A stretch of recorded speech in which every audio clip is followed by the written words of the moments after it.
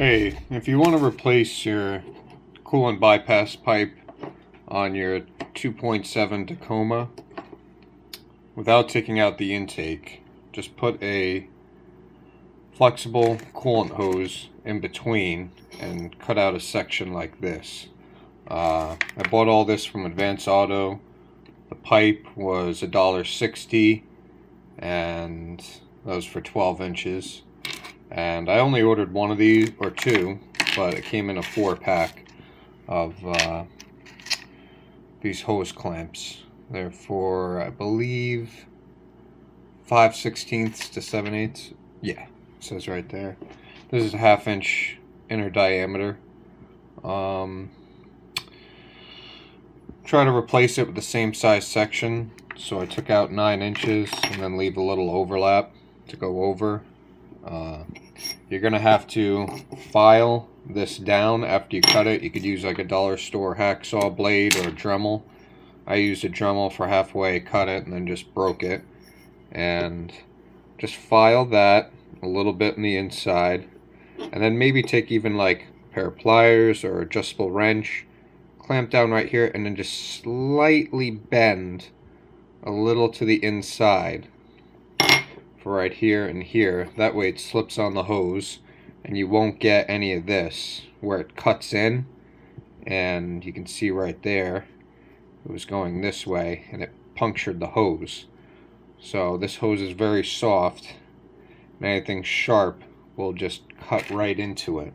And another tip is you can wrench it on like this with your hand and you're just going to cut the hose, and once you have it trimmed to length you can't make it any shorter. And you can't really make it much longer too. It can, you got like 1/2 inch of play, but you could order 2 hoses just in case. They're so cheap. But to make it a lot easier, just use some hose clamps like this, or hose pliers, and then you have even pressure and you can pull it on a lot better. You squeeze it to get it on and you're just going to end up cutting the hose. This was just an eBay bypass pipe. I think it was like $16, $17. I do worry a little bit about these welds.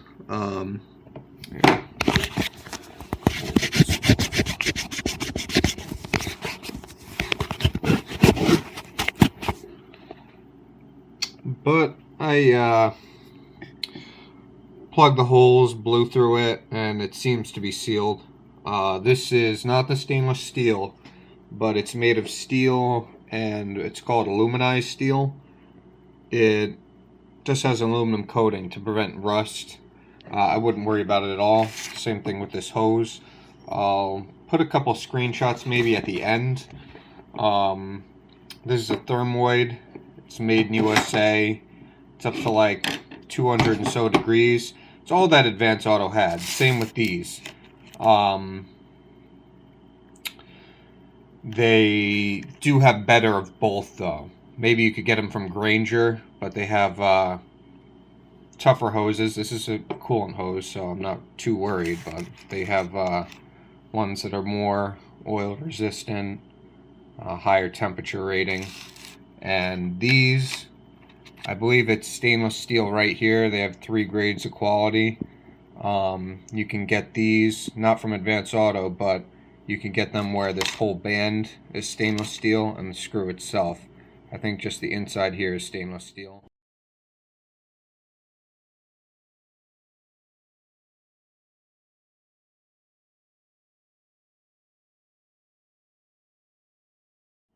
Don't use a Harbor Freight one. They'll just send you, or a Chinese one, they'll send you like a whole 10 of them. Just get the ones you need and that are better quality. And like I said, these only cost, I think, like $3. It was cheap. So, and then to help put these on, use a little lubricant. You can maybe use a little fluid film.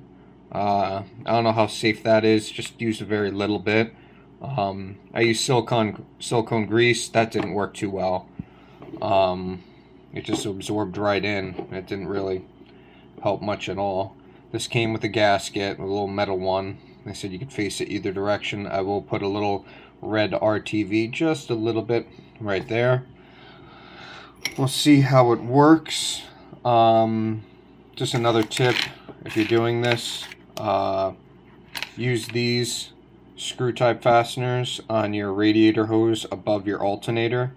Those spring clamps, they get weak over time, the hose expands, and it'll destroy your alternator.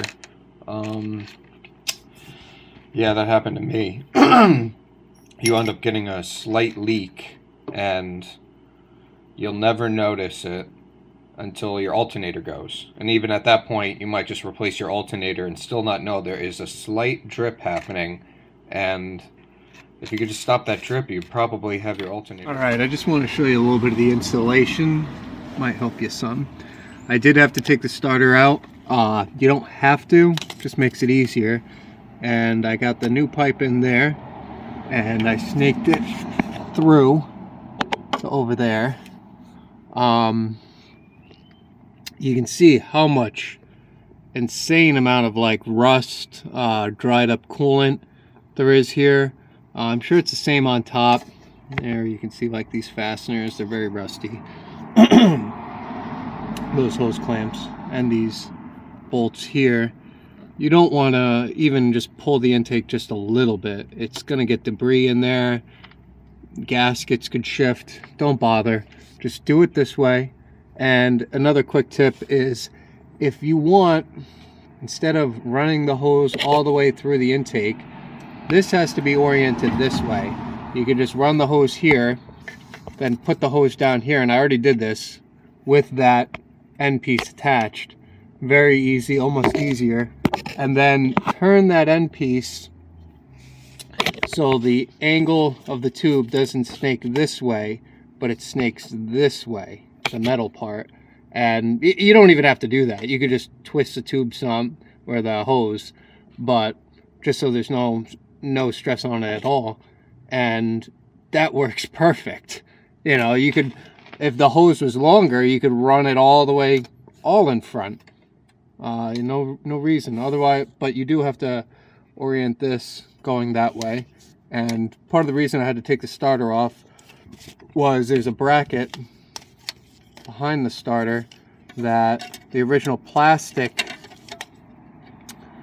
bracket to the hose was attached to, and it's total junk. It's these fasteners went into the plastic, so you guessed it, you're just going to turn the fastener and it's going to turn inside here. So you got to break this off, and I still couldn't get these spinning against each other, so I just cut them. And that's why I removed the starter, because it's just a pain.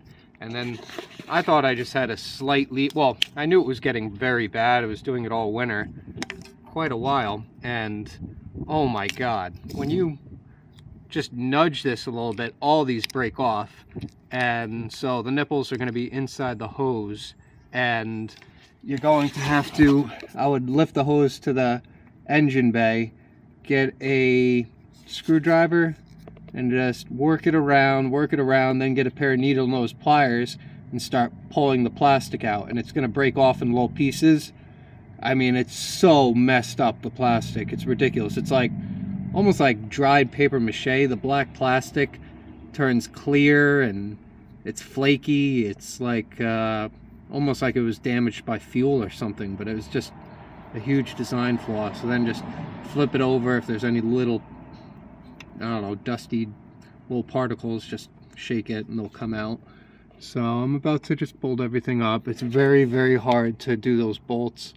Not that they're tight or anything, it's just that you're gonna need like a gear wrench. You can't really get a socket, or just put an open end, but it just takes forever, you know, and you can't get your hands in there. That's the problem. It looks accessible, but just wait until you try. It's just very tedious. Same thing here. It's much easier with the starter out, just the 2 bolts. So okay, I'm all done now.